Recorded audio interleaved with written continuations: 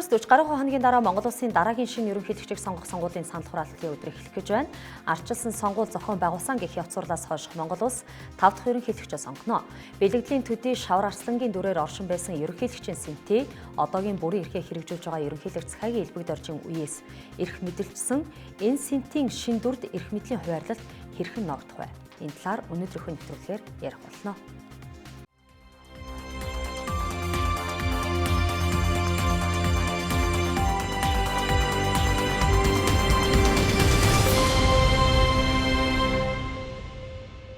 Сүлдээ босгосон хэм бүхнийг сүүдэр мэт дагалдах Монголын их заяа үзэгч түмэн таны гівэн саяр хожуу гэдэг төл эргэлзэн та бүхэндээ дахин удаа золгож байгаадаа баяртай байна.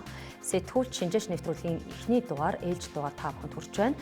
За 40 гаруй хоногийн дараа Монгол Улсын 5 дахь ерөнхийлөгчийг сонгох ээлжид сонгуулийн санал хураалтын өдөр тохион бэлгэдлийн төдий Шавар Арслан дүрээр оршин байсан ерөнхийлөгчийн Синти одоогоор бүрийн эрхээ хэрэгжүүлж байгаа ерөнхийлөгч Цагаагийн элбэг доржин үеэс эрх мэдэлжсэн нь энэ Синтид горилогс шин дүрүүдэд шунлын сэтэл үүдгсэн илэрхий.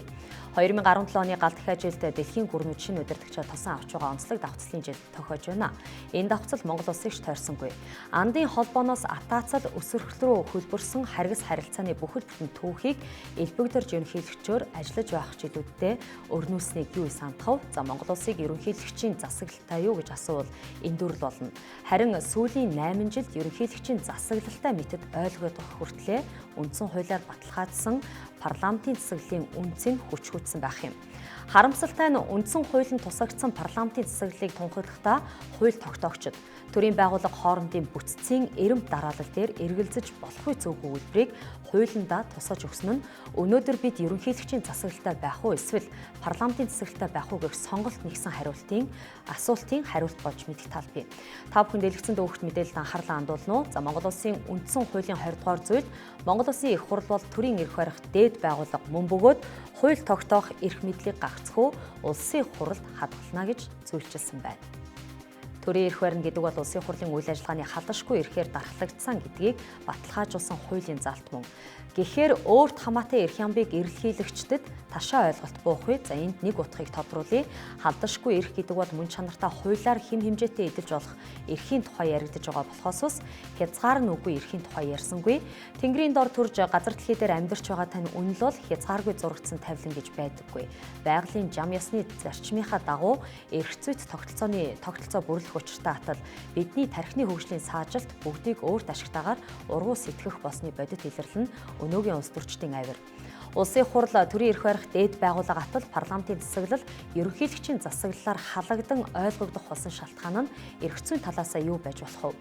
Мөн үндсэн хуулинд төрийн байгууллагын талаарх бүлэгт ерөнхийлөгчийн тухай хууль зэрэгээс та бүхэнд үргэлжлүүлэн дэлгэцэнд үзүүлье. За Монгол улсын 1992 онд баталсан үндсэн хуулийн 30 дугаар зүйлд Монгол улсын ерөнхийлөгч бол төрийн тэргүүн Монголын ард түмний эв нэгдлийг илэрхийлэгч мөн гэж заасан байна. За харин Монгол улсын ерөнхийлөгчийн тухай хуулийн 3 дугаар зүйлд ерөнхийлөгч бол үндсэн хуулийн 30 дугаар зүйлийн нэгд хэсэг зааснаар төрийн тэргүүн Монголын ард түмний эв нэгдлийг илэрхийлэгч мөн гэж тусгасан байгаа юм. Тус тусын холбогдох хуулиудад яг энэ заалтыг тусгасан. За Монгол улсын ерөнхийлөгч бол төрийн тэргүүн гэсэнд анхаарлаа хандуулцгаая. Уг Синтийн өндөр дээдийг ерөнхийлөгч бол төрийн тэргүүн гэх энэ хэсэг лавтаяа тодруулж байна. Учир нь төрийн тэргүүн гэх үг альва зүйлийн толгой, магна мөн дээд удирдлагын хэсгийг илэрхийлсэн нэр үг. Тэгэхээр төрийн тэргүүн гэх хоршлон төрийн эрхийг удирдан чиглүүлж байгаа гол аппарат мэт ойлгогдож байна. Харин улсын хурл бол төрийн эрх барих дээд байгууллага мөн гээд үндсэн хуулинд ялгаагүй тусгагдчихсан байгаа юм. Аль аль нь бүтцэн төрийн эрхийг жолоодох, залуурдах эрх бүхий дээд удирдлага болж таарлаа. Эндээс эрх мэдлийн булаацалтан засаглалын зовлтон үүсч эхэлж байх шиг байна. За гэхдээ мэргэжлийн хуульчид тус хуулийн заалтуудыг хэрхэн эрэм дарааллуулан зөв тайлбарыг өгөхийг мэдэхгүй юм. Setguullch Shinjeech-ийн тархинд хуулийн тус заалтууд Монгол улс төрийн байгууллагын удирдлагын бүтцийн хувьд эрэм дараалалгүй. За нэгнээсээ эрх мэдэл булаацалдаж бүрэн болох үс нөхцөл байдлыг үндсэн хуулинд тусгаж өгч гэдгийг энэ нэвтрүүлэгтээ гаргаж тавьсан санаа юм а. Эрэмбийг зөв дарааллуулах гэхдээ хууль тогтоох эрх мэдлийг гагцхүү улсын хуралд хадгална гэсэн заалтаар төрийн барин сэтгэж болох магадлалтай ч ерөнхийлөгчийн зарлагч улс орон даяар нийтээр дагаж олж мөрдөх ёстой. Эрх зүйн баримт бичиг болцдог давуу талбаас хуулийн зохицуулалтаар олгогдсон байдгийг санах хэрэгтэй. Нөгөө талаас аль аль нь ард түмний хувьд байр суурь өндөртэй байх уу гэсэн дараагийн асуултаар эренбийг зөв олох гэж харж үзцгээе. За өгөгдөх мэдээлэлд анхаарлаа хандуулна уу? Монгол Улсын үндсэн хуулиндаас та бүхэнд иш татан харуулж байна. Тус хуулийн 23 дугаар зүйлд улсын хурлын гишүүн бол ард түмний элч мөн бөгөөд нийт иргэн улсын ашиг сонирхлыг эрхэмлэн баримтална гэж заасан байгаа юм. Ард түмний элч гэсэн нь амин хувийн ашиг сонирхлын элчээ гэсэн санаа огт биш. Монгол Улсын бүрэн эрхт байдлыг илэрхийлэгч нь Монголын ард түмэн.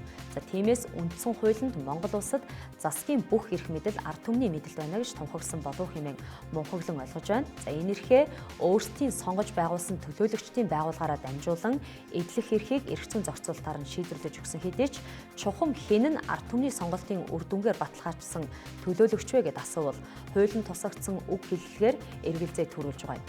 Ард түмний элч гэдэг бол ард түмний хүсэл эрмэлзлийг тээгч бүхий эрх авсан хүн юм.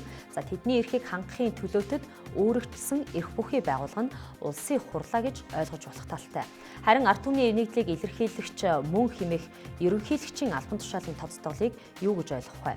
Илэрхийлэгч гэдэг нь илэрхийлэх үеийн эзэнт хамаатаж байгаа үг юм. За юуг хэнийг илэрхийлэх вэ гэвэл үндсэн хуулинд ч мөн ерөнхийлөгчийн тухай хуулинд ч тэр Монгол Улсын ерөнхийлөгч бол ард түмний эв нэгдлийг илэрхийлэгч мөн гэснийг бодвол ард түмний нэгдмэл байр суурийг илэрхийлэх эрх бүхий албан тушаалтан болж таарч байна.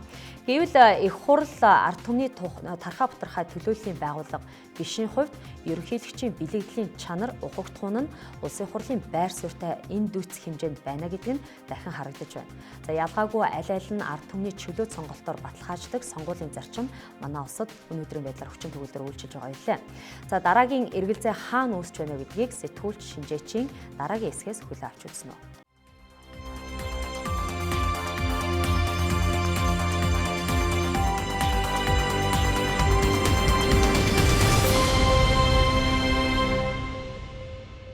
Хэдийгээр улсын хурл танхимын эрх мэдлээрээ ерөнхийлөгчөөс давуу мэт харагдавч гагц өөрт хадгалж байгаа хууль тогтоох эрх мэдлээрээ ерөнхийлөгчийн эрх хэмжээг томруулсан нь эрх мэдлийн хуваагдлыг бий болгож эргээд парламентын засаглалтаа тушаалжээ. Энэ тухай дараагийн хэсэгт дэлгэрүүлэн ярилцъя.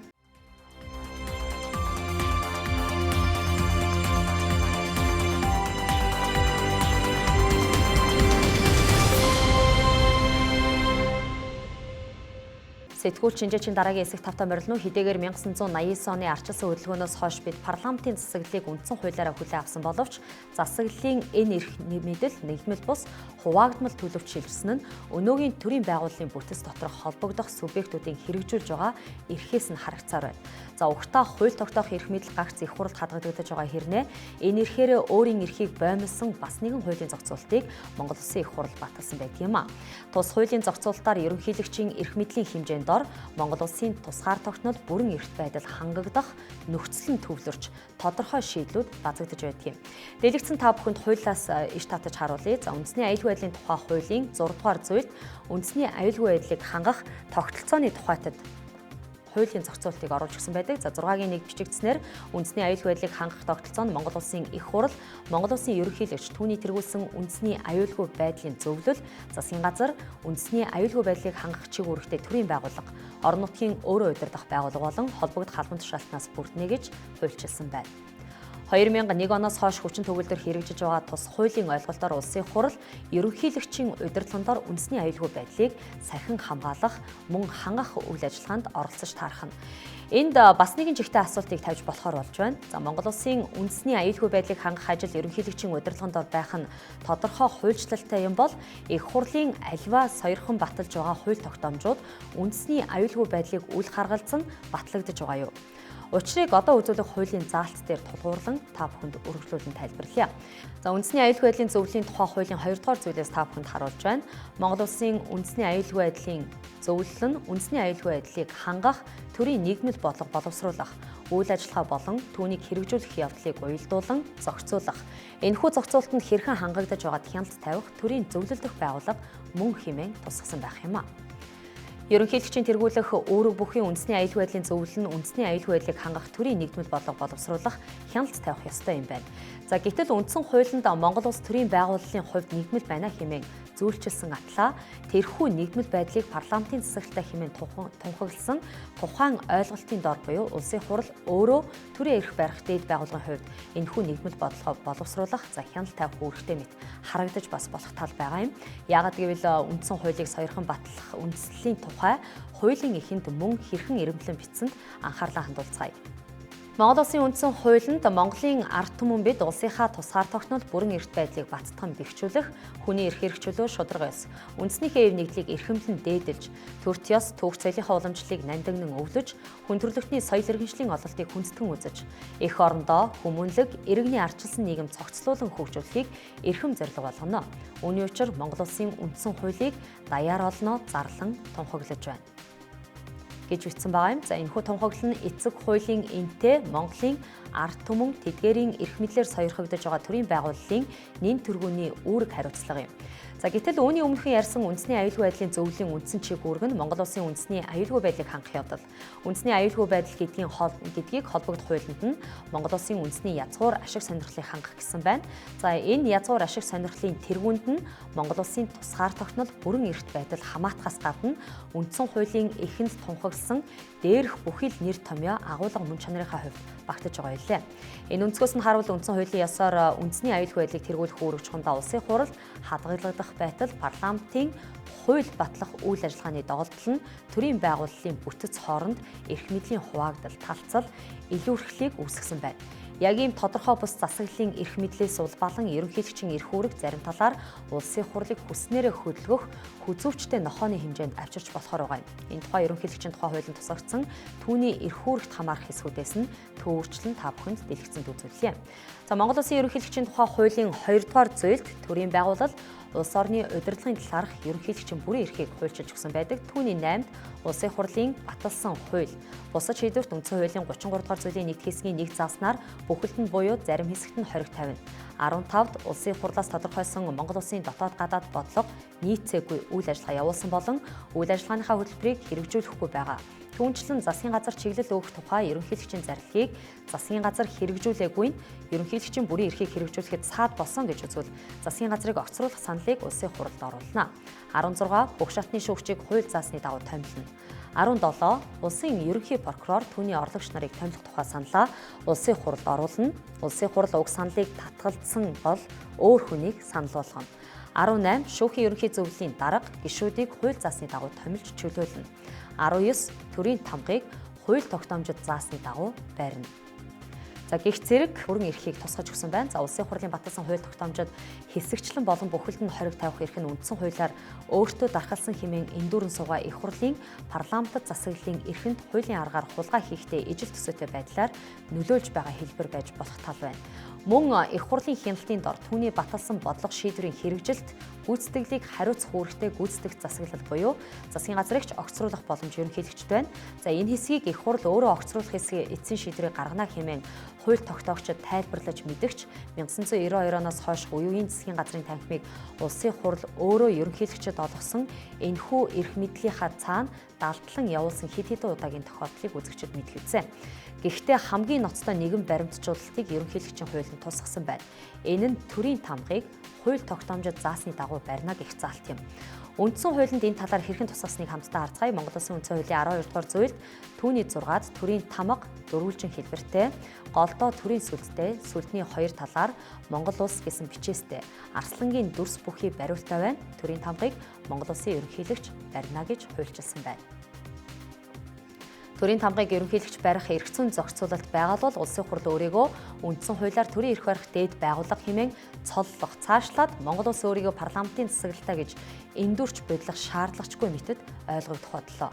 За гэхдээ энэ ойлголтыг мэргэжлийн хуулийн салбарын хэрхэн тайлбарлахыг тааж мэдэхгүй. Лав мэргэжлийн гих утга нь тэдний тайлбарыг зөвтгөх учиртай болох юм. Тамга баригч нь цаазыг хэрэгжүүлэх нь зүүн хэрэг. За цаазыг хэрэгжүүлэгч нь 20 цэрэг зөрчигч хэмээн хин нэгнийг үзэх тохиолдолд түүнд жавтыг хүртээж таарна. Тиймээс тамга баригч нь ёс зүйн хүрээнд дээд төрөлтөн байхаас аргагүй болж таарах юм. Дээд гэдгийг ёг тутгаар нь хэлснийг давхар тодруулъя. За хүн болсон төлөвчлийнхөө хувьд мөн ёс зүй, төрийн хэргийг удирдан авч явахын тухайд лав гэмт хэрэгтний шинж төлөв тохирохгүй гэдгийг төвөггүй ойлгож болох юм. Төрийн тамга баригч одоогийн ерөнхийлөгч захиагийн элбэгдэрж энэ эрх мэдлийг хэрхэн ашигласан бодиттой баримтыг манай хэвлэл мэдээллийн байгууллага баталгаажуулж авснаас та бүхэнд баримт зөвхөн сонсгоё. Дахлаараа захиалагч нь тогтоогдоогүй байхад замаас нь гүйцэтгэгч гэдэг хүмүүс бол тогтоод шийтгдээ. Яахлаараа шүүх хурлыг хаалттай хийдэг. Яагаад булганыг шүүх хурлд оруулдаггүй. Гэх мэтээр. Тэгээд сүүлийн үед өрнж байгаа үйл явдлыг харахад яахлаараа шүүхийн шийдвэрийн төлөөнөөс прокурорууд Монгол телевизээр гарч ийм тайлбар хийгээд зарим нэгэн зураг хэрэг үзүүлээд байна гэдэг бол асуудлыг улам бүрээ ядратай болгож байна. Эрүүгийн байцаан шийдэх хуулийн 235 дугаар зүйл гэж байдаг. Шүүх хурлдаа нэг нээлттэй хаалттай хийх асуудлыг зохицуулсан. Тэрэн дотор төр байгууллага хувь хүний нөөцтэй холбоотой бол хаалттай хэлэлцсэн. Насан туршаагүй хүүхдийн эрхийг хаалттай хэлэлцгээд хоёрхан тохиолдол заасан байдаг. Энэ наад хэрэг чинь болвол гэрт нь гарсан хэрэг. Энд төрийн нөөц байхгүй. Энд хувь хүний нөөц байхгүй. Энд байгууллагын нөөц байхгүй. Ахын шинжтэй л юм өнөөдөр хүртэл дуултаж байгаа. Би чи нэг 40 жилийн Монголын хэргийг ерөнхийд нь дууссан юм шүү дээ. Ялангуяа дуулаантай хэрэгүүдийг. 50-аад онд гарч ирсэн хэргийн шүүх хурал 80-аад онд дээд шүүхтэр таслагдж байхад би харж л байсан юм шүү дээ. 37 оноос хойш ийм нууц таслах ажиллагаа Монголд явагдаагүй. Тэгээ яахлаараа бүхэлд нь хаад. Тэгээ яахлаараа шүүхийн шийдвэрийн төлөөнөөс прокурорд гарч тайлбар хийж идэв. Эрүүгийн байцаан шийдэх хуулинд нууцад авч болох 2 гэмт хэргийн тохиолдлыг тусгай өгсөн байгаа талаар улсын хурлын гишүүн дэд дарга нэмд орж хэлсэн байна.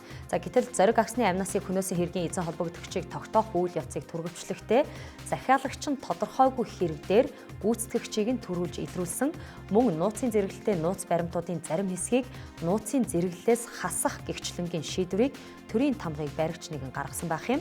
Энэ нь Монгол Улсын ерөнхийлөгчийн албан тушаал бол сэтгэл хөдлөлийн сэнти бишээ гэдгийг ноцтойгоор харуулж байгаагийн бодиттой баталгаа болж байна. За дураа хүрвэл тарих зүрхэн ойрхон мэтэр үгийн хийсвэрлэлээр уран донгоцдог элбэгдэрж мэтийн улс төрчдийн хүрээний уран цэцэрлэгчид ч Монгол Улсын шүүх засаглалыг хүснээрээ гуйвуулахаас болгоомжилж байгаа юм а. Учир нь ийм үр дүн Монгол Улсын 5 дахь ерөнхийлөгчийг сонгох санал хураалтын өдөр гарч болзошгүй. Монгол Улс 5 дахь ерөнхийлөгчөө сонгох санал хураалтын өдөр 40 гаруй хоногийн дараа эхлэхийг нэвтрүүлгийнхэн дурдсан. За энэ нь ерөнхийлөгч захиагийн элбэгдэржийн үүрэгт хугацаа дуусахад мөн төдий дайны хугацаа үлдсэн гэсэн үг юм. Хуулийн үүрэгт хугацаанд дуусгар болох үест уянга мэтийн үзлийн турхиранчид ерөнхийлөгчийг огцруулах тухай хэвлэлийн хурал хийж харагдлаа. За ерөнхийлөгчийг хугацаанаас өмнө сайн дураараа суудлаа өгдөггүй юм бол уянгын уриалга талаар болно. Гэхдээ тэр үүнийг уриалсангүй. Дараагийн ерөнхийлөгч хинж гарсан бай. Тэр аль талд нь гал алдахгүй. Хоёртож захиалагч хатаад чадлаараа чарлсан зэрэг эх 4 жилийн улс төрд олох хорлохдоо тарих зүрхээ чиглүүлсэн байна. Үүгээрээ огцруулахыг санаахаж буй тарих зүрх нь ойрхон хэмээн өөрийгөө тодорхойлсон ерөнхийлөгч захиагийн элбэгдэржтэй ижил шинжийн авиртаа гэдгээ бодтойгоор нотолж байна. За өнөөдрийн Setguullch Shinjeech нэвтрүүлгийн дугаарт анхаарал хандуулсан үзэгч та бүхэндээ баярлалаа. Эх 7 хоногийн цагтаа эргээд уулзъя.